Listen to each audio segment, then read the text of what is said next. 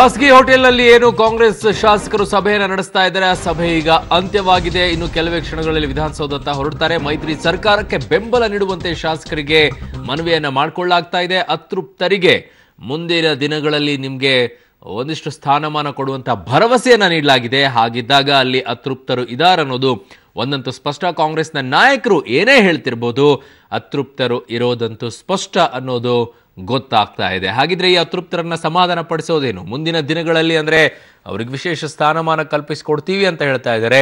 ಮುಂದಿನ ದಿನ ಯಾವಾಗ ಈ ಕಾಯೋಕೆ ಇದೆ ಅಲ್ಲ, ಅದು ಶಾಸಕರಲ್ಲಿ ತುಂಬಾ ಕಷ್ಟದ ಕೆಲಸ. ಅದು ಹಿಂದಿನ ಸರ್ಕಾರದಲ್ಲೂ ಕೂಡ ಗಮನಿಸಿದ್ವಿ.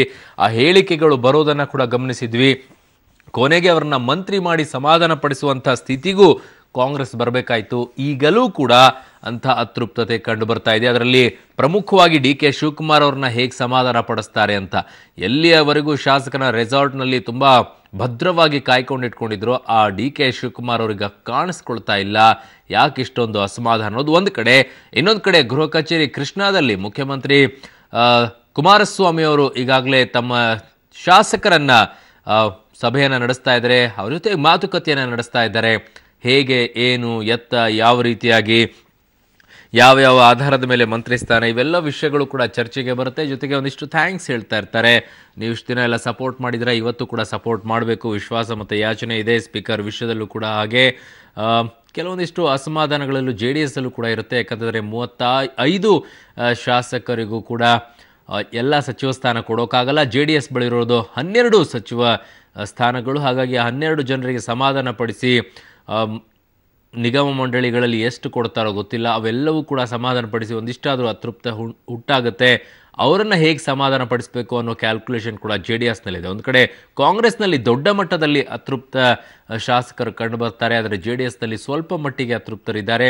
ಅವರನ್ನು ಸಮಾಧಾನ ಪಡಿಸೋ ನಿಟ್ಟಿನಲ್ಲಿ ಒಂದು ಸುತ್ತಿನ ಮಾತುಕತೆ ಕೂಡ ಈಗಾಗಲೇ ನಡೀತಾ ಇದೆ. ಬೆಳಗ್ಗೆ ತಮ್ಮ ತಂದೆ ಮಾಜಿ ಪ್ರಧಾನಿ ದೇವೇಗೌಡರನ್ನ ಕುಮಾರಸ್ವಾಮಿ ಅವರು ಹೋಗಿ ಭೇಟಿಯಾಗಿ ಬಂದರು. ಶಾಸಕರಿಗೆ ಏನು ಹೇಳಬೇಕು, ಏನಿಲ್ಲ ಅನ್ನೋದ್ರ ಬಗ್ಗೆ ದೇವೇಗೌಡರು ಕೂಡ ಒಂದಿಷ್ಟು ಸಲಹೆ ಸೂಚನೆಗಳನ್ನು ಕೊಟ್ಟಿದ್ದಾರೆ. ಅದನ್ನು ಪಾಸ್ ಆನ್ ಮಾಡ್ತಾರೆ ಕುಮಾರಸ್ವಾಮಿ ಅವರು. ಈಗ ಶಾಸಕರೆಲ್ಲ ಗೃಹ ಕಚೇರಿ ಕೃಷ್ಣಕ್ಕೆ ಬಂದು ತಲುಪಿರೋದ್ರಿಂದ ದೇವೇಗೌಡರು ಕೊಟ್ಟಂತಹ ಸಲಹೆ ಸೂಚನೆಗಳನ್ನು ಕೂಡ ಈಗ ಅದು ಶಾಸಕರನ್ನ ತಲುಪಿಸುವಂಥ ಕುಮಾರಸ್ವಾಮಿ ಅವರು ಮಾಡ್ತಾರೆ. ಅದರ ಜೊತೆಗೆ ಒಂದಿಷ್ಟು ಮುಂದಿನ ನಡೆಗಳ ಬಗ್ಗೆಯೂ ಕೂಡ ಮಾತುಕತೆಯನ್ನು ನಡೆಸ್ತಾ ಇರ್ತಾರೆ.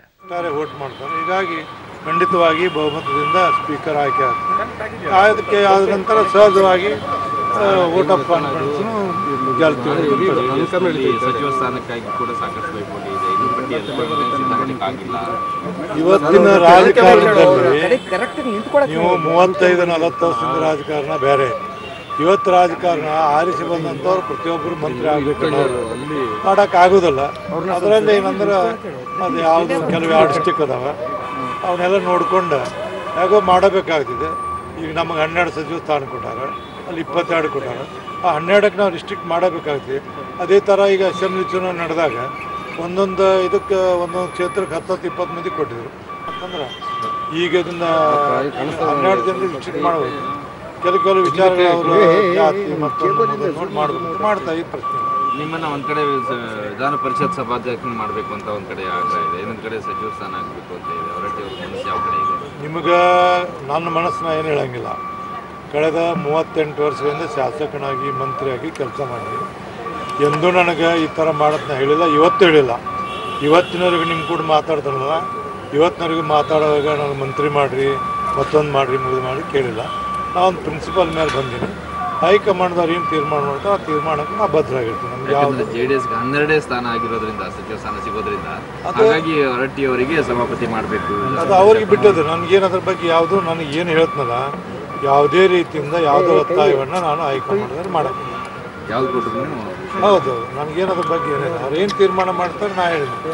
ಇಲ್ಲಿವರೆಗೆ ನಾನೊಬ್ಬ ಪಕ್ಷದ ನೀವು ನೋಡಿರ್ಬೋದು, ಎಂತೆಂಥ ದೊಡ್ಡ 2008ರಾಗ 2013ರಾಗ ಸಾಕಷ್ಟು ಒತ್ತಡ ಕಾಂಗ್ರೆಸ್ BJPಯಿಂದ ಬಂದರೂ ಸಹಿತ ನಾನು ಇಲ್ಲೇ ಇದ್ದೀನಿ. ಯಾವುದೇ ರೀತಿಯಿಂದ ಪಕ್ಷದಲ್ಲಿ ಹೆಚ್ಚು ಕಡಿಮೆ ಮಾಡಿಲ್ಲ. ಹಾಗಾಗಿ ನಾನು ಶಿಸ್ತಿನ ಸಿಪಾಯಿ ಥರ ಮಾಡಿ ನೋಡ್ಬೋದು. ಇವತ್ತಿನವರೆಗೂ ಅನೇಕ ಜನ ಹೇಳಿದ್ರು, ನಾನು ಹೋಗಿಲ್ಲ. ಹಾಗಾಗಿ ಇದರಿಂದ ಮತ್ತೇನು ತೀರ್ಮಾನ ತಗೋದು ಆ ತೀರ್ಮಾನ. ಸಚಿವ ಸ್ಥಾನಗಳು ಯಾವಾಗ ಸರ್ ಸಂಪುಟ? ಇದೊಂದು 2 ದಿವಸ ಮಾಡ್ಬೋದು, 2 ದಿವಸ ಮಾಡ್ಬೋದು.